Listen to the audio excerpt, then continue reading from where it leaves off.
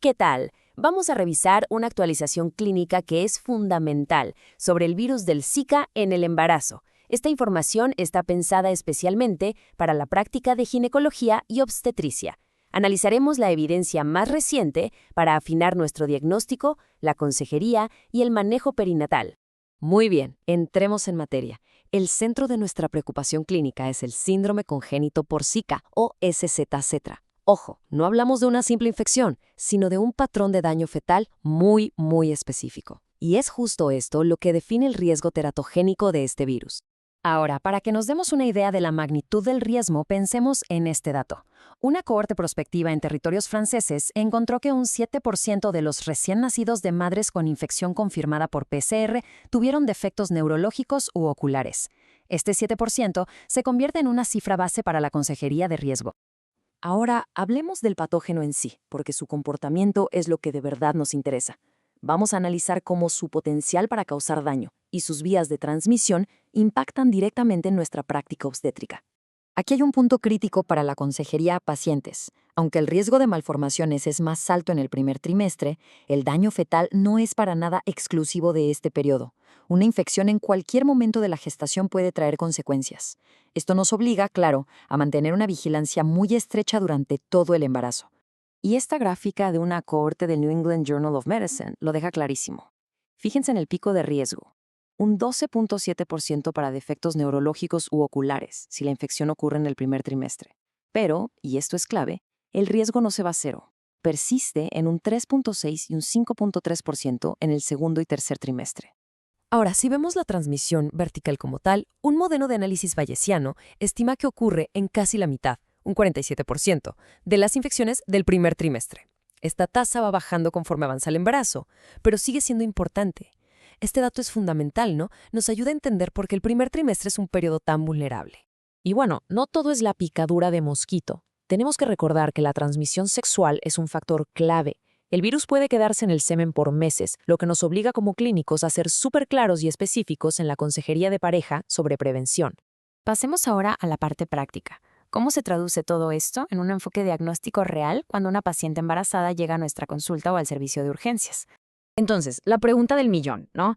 ¿Cuáles son exactamente las señales de alerta que nos deben hacer pensar en Zika e iniciar todo el protocolo diagnóstico en nuestras pacientes embarazadas?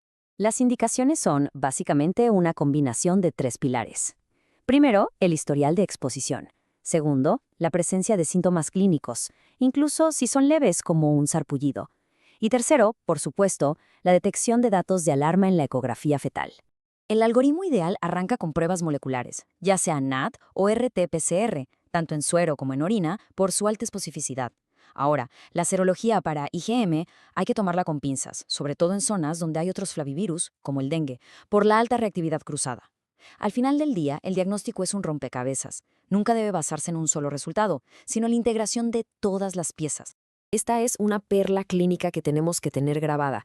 El manejo obstétrico se tiene que basar en el panorama completo, porque un resultado de laboratorio negativo semanas o meses después de la exposición no nos saca del problema, no nos permite descartar la infección. Bueno, una vez que la infección se confirma o es altamente sospechosa, nuestro enfoque cambia por completo. Toda nuestra atención se va hacia la vigilancia fetal y a una consejería precisa y basada en la evidencia para la paciente. El ultrasonido seriado va a ser nuestro pan de cada día, enfocándonos en la neuroanatomía y el crecimiento del feto. Pero, ¿qué pasa si los hallazgos son dudosos o sospechamos malformaciones más sutiles de la corteza cerebral? Ahí es donde la resonancia magnética fetal se vuelve una herramienta de segundo nivel increíblemente valiosa. Y para la consejería tenemos que ser muy directos. Los datos de una cohorte de Río de Janeiro son, pues, contundentes. El 46% de los embarazos con resultados conocidos tuvieron eventos adversos, y aquí se incluye desde muerte fetal hasta restricción del crecimiento. Este número nos muestra que el espectro de daño es muy amplio. Aquí viene la parte difícil. No tenemos un tratamiento antiviral específico. El manejo durante el embarazo es de soporte. Esto nos lleva a una conclusión clínica fundamental. La intervención de mayor impacto que tenemos es la prevención primaria. Nuestro trabajo de educar para evitar picaduras de mosquitos y la transmisión sexual es, de hecho, nuestra herramienta terapéutica más potente. Ahora sí, vamos a ver con lupa las características que definen el síndrome congénito por Zika. Es un fenotipo bastante distintivo que debemos aprender a reconocer a simple vista. Como especialistas, es vital que reconozcamos el cuadro completo del SZ. No se trata solo de la microcefalia severa, que a menudo viene con colapso del cráneo. Hay que buscar activamente el patrón de calcificaciones subcorticales, las cicatrices en la mácula y las contracturas o la hipertonía marcada. Y aquí, muchísimo ojo con esto, porque es un error común. Que un bebé nazca con un perímetro cefálico normal no excluye el daño cerebral. La microcefalia puede aparecer después del nacimiento. Por eso, el seguimiento pediátrico cercano es obligatorio para todos los recién nacidos con exposición confirmada o sospechada. Nuestro trabajo no termina en el parto. Para nada.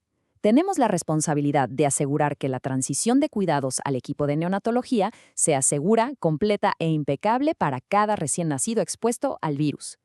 Este protocolo es, digamos, nuestro checklist para el recién nacido. No se nos puede pasar. Incluye las pruebas virológicas en los primeros 2 días, un examen neurológico completo, neuroimagen con ultrasonido craneal y, por supuesto, los tamizajes auditivo y oftalmológico. Es nuestra responsabilidad asegurarnos de que este plan se inicie antes del alta. Muy bien, para ir cerrando, vamos a resumir toda esta información en los datos que de verdad necesitamos tener a la mano y en los puntos de acción clave para aplicar en la próxima guardia o consulta. Miren, esta tabla es oro molido para cuando estemos dando consejería. Resume los números clave que debemos dominar. Tenemos el riesgo general de defectos del 7%, el gradiente por trimestre con ese pico del 12.7 en el primero, y el riesgo específico de un síndrome severo, que puede llegar hasta un 9% si la infección es temprana. Entonces, para llevarnos a la práctica, a la guardia, a la consulta, son 3 cosas clave. Primero, un diagnóstico rápido y preciso. Segundo, un monitoreo fetal meticuloso con ecografía seriada. Y tercero, una transición de cuidados bien planeada y completa al equipo neonatal. Anticipar y actuar de forma sistemática es la clave.